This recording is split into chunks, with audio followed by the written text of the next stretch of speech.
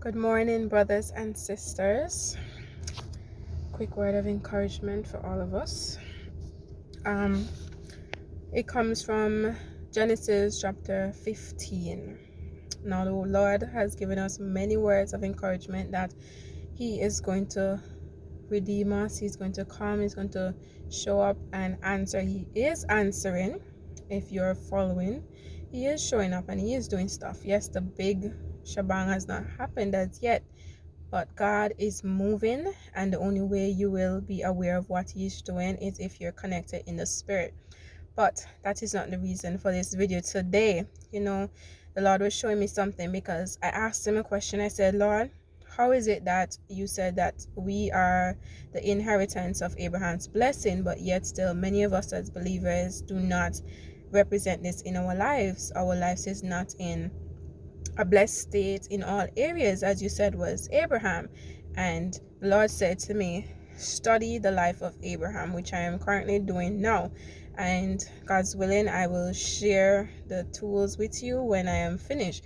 But this morning I just want to give you a little encouragement. When you look at chapter 14, when God told Abraham in his time of distress that, Abraham, do not worry, you're going to have a child of your own. And Abraham was looking at his physical state. He was saying, Lord, I'm up in age. By this time, many persons have had their children already, plus Sarah is so old, she can't have children. He was looking at the physical state of their situation. And many times when the Lord tells us, I'm going to do this, we look at what we have in our hands, we look at our abilities, but we forget that with God, all things are possible, and that we should not put limits on what God is capable of doing, right?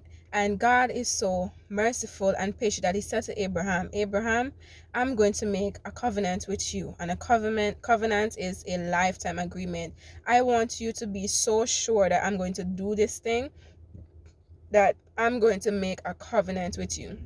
And He said that the Lord asked Abraham to do a sacrifice, and he visited him in his dreams, and they made a covenant. That is why your dreams are very important as believers, because your spirit is awake even though you're sleeping, and your spirit is still communicating with God. And if you're not careful, you can also communicate with the enemy, who can do destruction to your life. But that's not where we're going today. And the Bible tells us in Genesis 14 that God made a covenant with Abraham to make his descendants numberless. That means He cannot count them, and that He will allow them to possess the earth. And even though Abraham would have seen God do miraculous things in his life, he has defeated armies when he didn't have much men, God has shown him His goodness. He has shown him His favor and His glory. He has protected him. He has enlarged him beyond anything Abraham could ever desire. Abraham still has doubt, and we see in chapter 15 at the beginning that God said to Abraham, I want you to be so sure. Do not fear, He told Abraham. And imagine, Abraham was walking with God and doing all these things, and yet still he was still fearful. It shows us that as human beings, we are capable of becoming fearful and anxious when we don't see things working out the way we want them. But what I want to encourage you to do today is to wait on the appointed time of the Lord. Do not do like Sarah and exchange your Isaac for an Ishmael.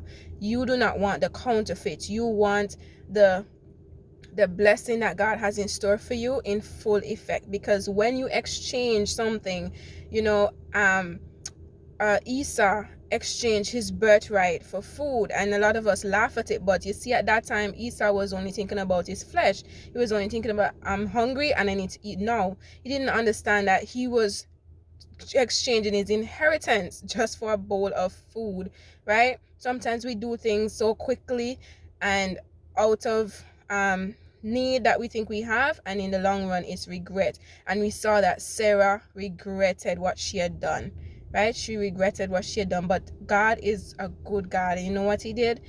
He renewed the covenant with Abraham. Now, for some of us, that may not be the case. We may not have time for God to go back and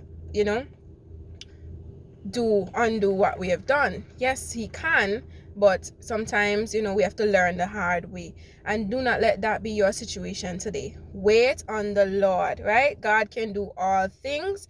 There's no limit to his possibilities. There's no limit to his greatness. He is capable, and all we have to do is trust him.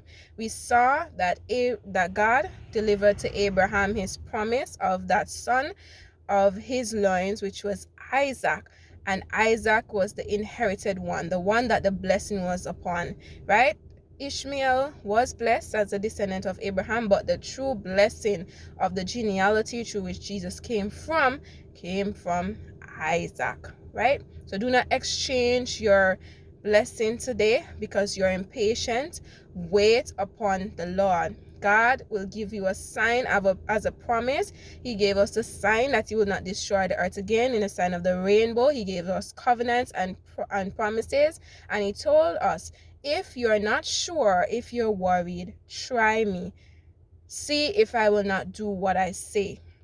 Trust in the Lord today with all your heart and lean not unto your own understanding. That means do not look at the situation that you're given in the natural state, because what you see is only a fragment of the true reality, right? But God sees the beginning and he knows the end of our stories, and that's why we must trust him, because he knows all things and he is working out everything for our good.